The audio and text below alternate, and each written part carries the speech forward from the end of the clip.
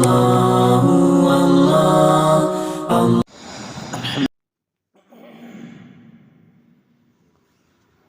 السلام عليكم ورحمة الله وبركاته.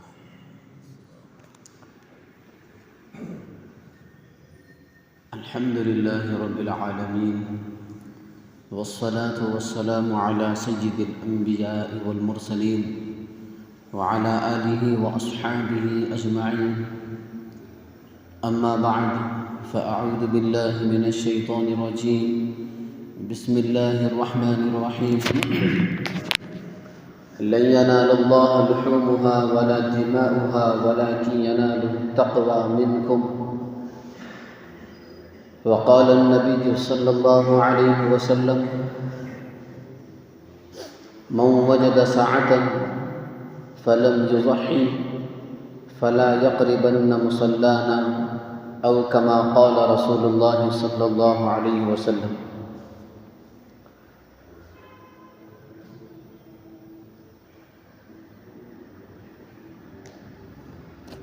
محترم حاضرین کرام، بزرگان دین، نوجوانان اسلام، ٹھیک 45 پر 6:45 پر عید الاضحیٰ کی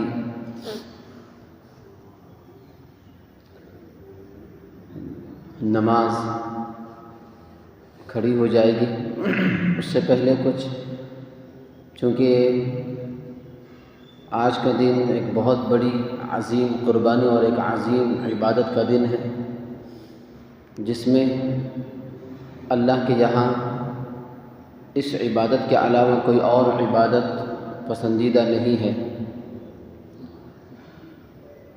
خون بہانا، اللہ کے لیے اپنی اچھی چیزوں کو قربان کر دینا، عمدہ سے عمدہ چیزوں کو اللہ کے لیے پیش کرنا، یہ حقیقی قربانی ہے اور یہی پسندیدہ ہے. کوئی مسلمان ان دنوں میں اس عظیم قربانی کو چھوڑ کر کسی اور عبادت میں لگ جائے جبکہ یہ چیز اس پر واجب ہے، دیگر عبادتوں میں وہ چاہے جتنی خشوع و خضوع سے لگ جائے، اللہ کے یہاں وہ پسندیدہ نہیں ہے. اللہ کے یہاں وہ قابل قبول نہیں ہے. جو اللہ پر، اللہ کے رسول پر، اللہ کی بھیجی ہوئی کتابوں پر، حدیث پر ایمان رکھتا ہے، اس کے لیے ان دنوں میں اسی عظیم قربانی کو اللہ کے یہاں پیش کرنا لازم، ضروری، واجب اور فرض ہے.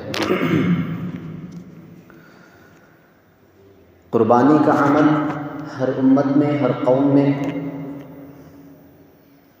شروع زمانے سے رہا ہے، اول روز سے رہا ہے. کسی نہ کسی شکل، کسی نہ کسی صورت میں ان پر قربانی واجب تھی اور ان کے یہاں قربانی کا رواج تھا. زمانہ جاہلیت میں عرب کے اندر بھی قربانی کا رواج تھا، اللہ کے لیے ذبح کر دینے کا رواج تھا. عرب میں جب بھی کسی کے گھر میں کوئی اونٹنی کا بچہ پیدا ہو جاتا تو پہلا بچہ اللہ کے لیے قربان کر دیتے. اس کے بعد کی جو نسل اور اولاد ہوتی اس اونٹنی کی، وہ اپنے استعمال میں لاتے. پہلے بچے کو اللہ کے لیے قربان کر دیتے، اور اسی کو عربی میں فرع کہا جاتا ہے. اسی طرح رجب کا مہینہ جب آتا، رجب کے مہینے میں یہ لوگ جانوروں کو بتوں کے نام پر، لات اور عزا کے نام پر، اپنے اپنے دیوتاؤں کے نام پر جانوروں کو ذبح کر دیتے تھے. اسی کو عربی میں عتیرہ کہا جاتا ہے. لیکن یہ قربانی کفریہ طور پر، مشرکانہ طور پر، شرکیہ طور پر ہوتا تھا. تو یہ ہر زمانے میں رہا ہے. ہندوؤں میں آج بھی ہے، غیر مسلموں میں آج بھی ہے، لیکن ان کی قربانی کا طریقہ اور ہمارے قربانی کے طریقے میں، اسلامی طریقے میں زمین و آسمان کا فرق ہے. ان کے یہاں جس جانور کو اللہ کے لیے قربان کیا جا رہا ہے اس کی عزت، اس کی تعظیم، اس کی تکریم، اس کے ساتھ ہونے والے برتاؤ اور سلوک کا کوئی لحاظ نہیں رکھا گیا۔ اسلام میں طریقہ کیا ہے؟ جس جانور کو قربان کیا جا رہا ہے اس کی عزت کرو۔ جانور پر سوار ہونا جائز ہے، لیکن جس جانور کی قربانی کے لیے آپ نے مختص کر دیا، جس جانور کو، اس پر شریعت میں سوار ہونا بھی ناجائز قرار دیا گیا۔ سوار مت ہو اس پر، احترام کرنا پڑے گا، عزت کرنا پڑے گا، کیونکہ یہ جانور آپ اللہ کے لیے قربان کر رہے ہیں۔ جب اس کو ذبح کر رہے ہو اس کے سامنے چھری تیز مت کرو۔ جب کسی جانور کو ذبح کر رہے ہو تو کسی اور جانور کے سامنے ذبح مت کرو جس جانور کو تم اس کے بعد ذبح کر رہے ہیں، اس کو تکلیف ہوگی۔ اسلام میں قربان ہونے والے جانوروں کی ہر لائن سے فکر کی گئی ہے، کسی قسم کی تکلیف اس کو نہ پہنچے۔ جب کو ذبح کیا جا رہا ہے تو اتنی آسانی سے اس کو ذبح کرو کہ جلدی سے جلدی، جتنی جلدی ہو سکے اس کی روح نکل جائے۔ اس کو باندھو، اس کے ہاتھ پیر باندھو، بہت ہی آسانی سے۔ چھری اتنی تیز ہو کہ 2-3 ہی مرتبہ میں اس کے جو 4 رگ ہیں اس میں سے کم 3 رگ کٹ جائیں۔ آج کل کے قصائی لوگ اس کا خیال نہیں رکھتے۔ اور طریقہ کیسا ہے؟ ذبح کرنے کے بعد وہ 3 رگیں کٹنے کے بعد جب تک وہ ٹھنڈا نہیں ہو جاتا اس کے عضو سے، اس کے اعضاء و جوارح سے فائدہ نہیں اٹھایا جا سکتا۔ 3 رگیں کٹنے کے بعد وہ ٹھنڈا اس وقت ہو جائے گا جب تک کہ وہ پورا بہتا ہوا خون، بہنے والا خون اس کے بدن سے نہ نکل جائے۔ نکلنے کے بعد وہ ٹھنڈا ہوگا اور اسی وقت وہ گوشت کھانے کے قابل ہوگا، حلال کہنے کے قابل ہوگا۔ لیکن آج کل کے قصائی اور قصاب لوگ اس کا خیال نہیں رکھتے۔ جن کے یہاں اور جو حضرات قربانی دے رہے ہیں وہ اس بات کا خیال رکھیں اس حرکت کو ہونے نہ دیں، ٹھنڈا ہونے سے پہلے کاٹنے نہ دیں اس کو۔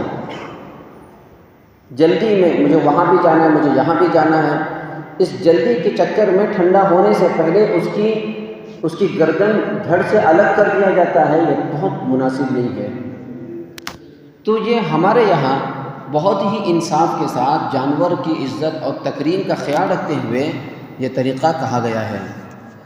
اور آپ غیر مسلموں میں دیکھو اس کا کوئی خیال نہیں، اس کو سر عام بغیر کسی پکڑے کے تلوار سے اس کو ذبح کر دیا جاتا ہے، خون کے پھوارے نکل جاتے ہیں۔ سر عام جو ہے اس پر ظلم ہوتا ہے، ناانصافی ہوتی ہے اور دیکھنے والے کو ایک ظالمانہ طریقہ محسوس ہوتا ہے جس میں جانور کو ہر لائن سے تکلیف ہوتی ہے، وہ تڑپتا رہتا ہے، بلبلاتا رہتا ہے، یہاں سے وہاں بھاگتا رہتا ہے۔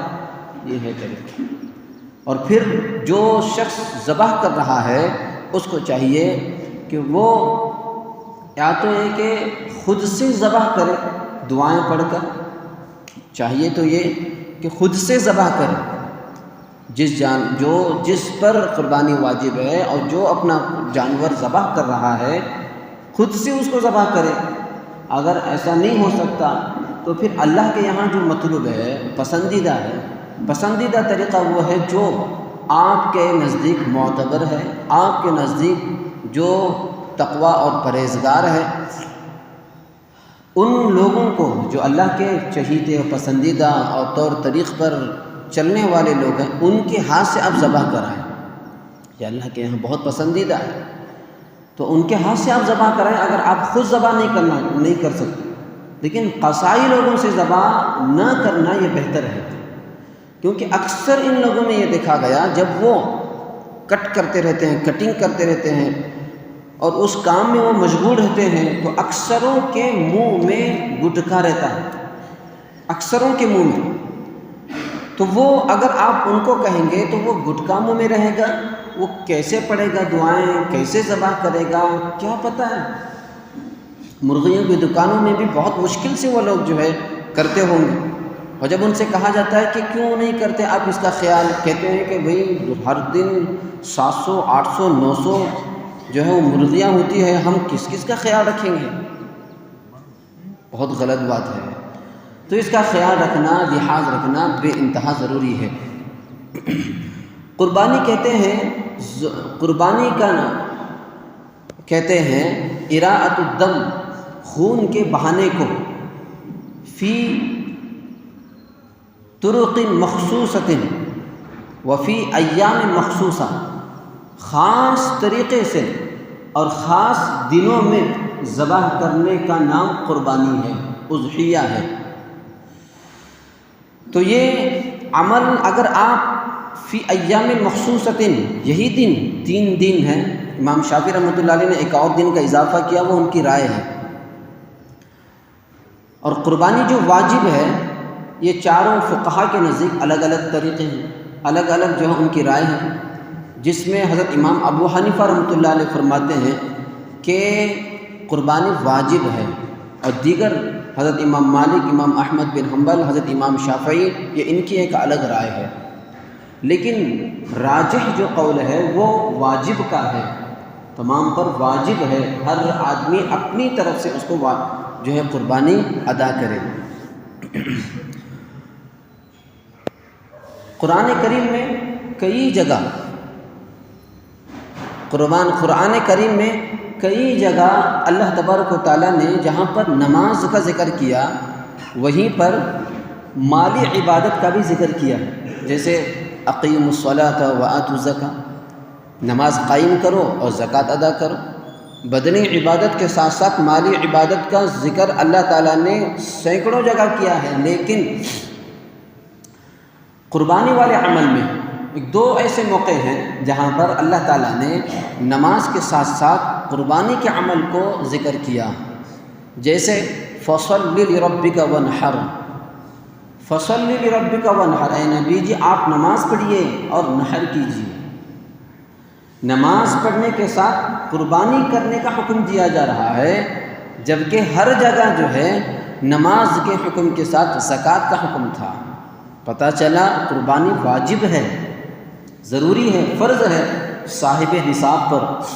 اسی طرح ایک اور جگہ اللہ تبارک و تعالیٰ فرماتے ہیں ان صلاتی و نسکی و محیای و مماتی للہ رب العالمین، بے شک میری نماز اور میری قربانی، نسک یہاں قربانی کے معنی میں ہے، جبکہ نسک کا جو معنی ہے وہ احکام حج کے تعلق سے ہے، مناسک حج کے تعلق سے اس کا معنی آتا ہے، لیکن یہاں پر ان صلاتی و نسکی، میری نماز، میری قربانی، یہ صرف اور صرف اللہ کے لیے ہے۔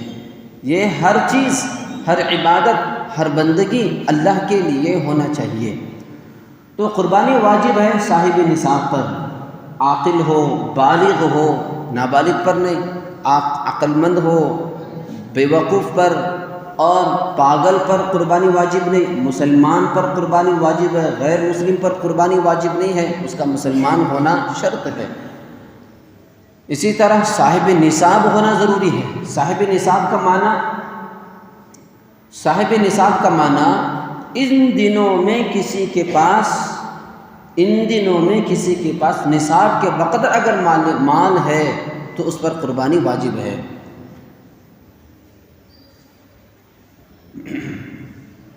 8 تولہ 780 گرام اگر سنہ کسی کے پاس موجود ہے، قربانی واجب۔ 60 گرام اور کچھ ملی گرام اگر کسی کے پاس چاندی موجود ہے، قربانی واجب ہے۔ یا یہ کہ تقریباً یہ 60 گرام چاندی کی جو قیمت بنتی ہے وہ تقریباً 40,000 تک بنتی ہے۔ 40,000 اگر کسی کے پاس پیسے ہیں تو اس پر بھی قربانی واجب ہے۔ یا کچھ سونا اور کچھ چاندی کسی کے پاس موجود ہے، قربانی واجب ہے۔ سونا اس کے پاس 3-4 تولے ہیں اور ساتھ ہی ساتھ کچھ ایک انگوٹھی چاندی کی ہے، یا چاندی کے کچھ پائل ہیں، کچھ اس کے پاس چاندی ہے، تو اس صورت میں قربانی واجب ہے۔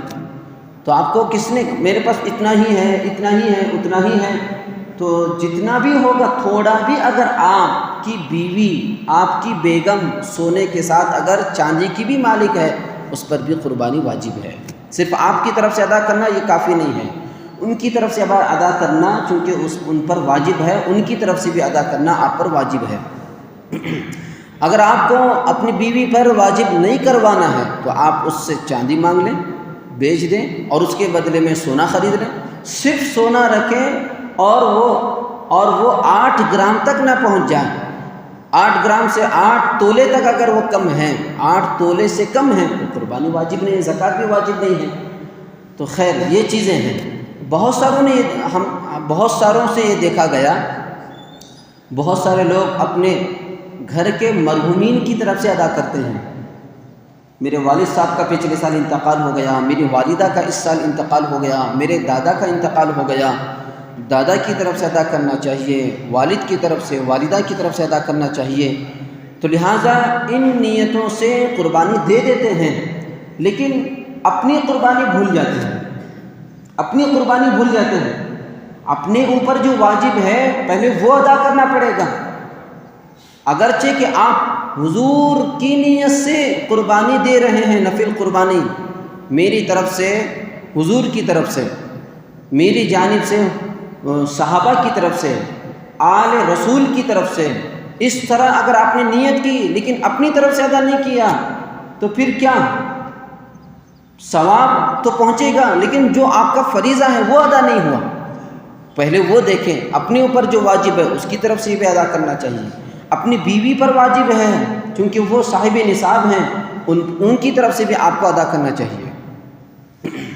اور گھر کے اگر آپ نے اپنی اولاد کو نصاب کے بقدر مالک بنا دیا ہے، پیسے ان کے نام پر رکھ دیے ہیں، یا ان کو بھی آپ نے سونا یا چاندی خرید کر دے دیا ہے، اپنے بچوں کو عام طور پر والدین دے دیتے ہیں، ان کو جو ہے وہ کان میں کے، ہاتھ میں انگوٹھی وغیرہ ان کو دے دیتے ہیں پہننے کے لیے، اگر وہ بھی نصاب کے بقدر ہے تو آل و اولاد اپنے اولاد پر بھی قربانی واجب ہو جائے گی، ان کی طرف سے بھی ادا کرنا ضروری ہوگا۔ تو اس کا خیال نہیں رکھتے، عام طور پر مرحومین کی طرف سے ادا کر کے اپنے آپ کو دستبردار اور سبک دوش سمجھ لیتے ہیں، یہ بہت بڑی غلطی ہے۔ اسی طرح ایک آخری بات، قربانی کا عمل جو ہے یہ حقیقت میں اللہ کے یہاں تقویٰ پہنچتا ہے۔ لَن يَنَالَ اللَّهَ لُحُومُهَا وَلَا دِمَاؤُهَا وَلَٰكِن يَنَالُهُ التَّقْوَىٰ مِنكُمْ، اللہ کے یہاں ہرگز قربان ہونے والے جانور اس کا گوشت نہیں پہنچتا، اس کی ہڈیاں نہیں پہنچتی، اس میں جو کلیجہ نکلتا ہے وہ کلیجہ نہیں پہنچتا، پایا نہیں پہنچتا، گوشت تو آپ کے پیٹ میں جاتا ہے، اس کی کلیجی آپ کھا جاتے ہیں، اور اس کے پائے، اس کے جو بھی بہترین اعضاء و جوارے ہیں وہ آپ اپنے گھر لے جاتے ہیں، پھر اللہ کو کیا پہنچتا ہے؟ اللہ فرماتے ہیں لَن يَنَالَ اللَّهَ لُحُومُهَا، گوشت آپ ہم کو نہیں دیتے، ہم تک نہیں پہنچتا، لَن يَنَالَ اللَّهَ لُحُومُهَا وَلَا دِمَاؤُهَا، اور نہ ہی اس کا خون ہم تک پہنچتا ہے، خون تو آپ جا کر کے زمین میں دفن کر دیتے ہیں، پھر اللہ کو کیا پہنچا؟ وَلَٰكِن يَنَالُهُ التَّقْوَىٰ مِنكُمْ، اللہ کے یہاں جو پہنچتا ہے اور اللہ جو دیکھتا ہے وہ آپ کا تقویٰ ہے، آپ کی پرہیزگاری ہے، آپ اللہ کے حکم کو پورا کرنے کے لیے اپنی گردن کتنی جھکائے ہیں یہ دیکھتے ہیں اللہ۔ وہ جانور اپنے آپ کو قربان کرنے کے لیے، اپنی جان دینے کے لیے، اپنی روح قربان کرنے کے لیے اپنے آپ کو پیش کر رہا ہے، اللہ کے لیے قربان ہو رہا ہے، اپنی جان دے رہا ہے۔ اللہ یہ دیکھتے ہیں کہ جب جانور اپنی جان دے رہا ہے میرے لیے جان دے رہا ہے، تو جس پر قربانی واجب ہے وہ کتنا میرے حکم کے لیے اپنی گردن جھکا رہا ہے بتائیے۔ یہ اللہ تعالیٰ دیکھنا چاہتا ہے۔ اس قربانی کا صاف پیغام یہ ہے کہ اب ہم سب سے پہلے ہمارے اندر یہ چیز ہونی چاہیے کہ ہم سال بھر جتنے بھی گناہوں میں مبتلا ہیں وہ گناہ سے ہم کتنے چھوٹے، اللہ کے حکم کو پورا کرنے کے لیے ہم کتنا اپنی گردن کو جھکائیں، یہ حقیقی قربانی ہے۔ اللہ ہم تمام کا عمل کرنے کی توفیق عطا فرمائے۔ نماز کا طریقہ سن لیں۔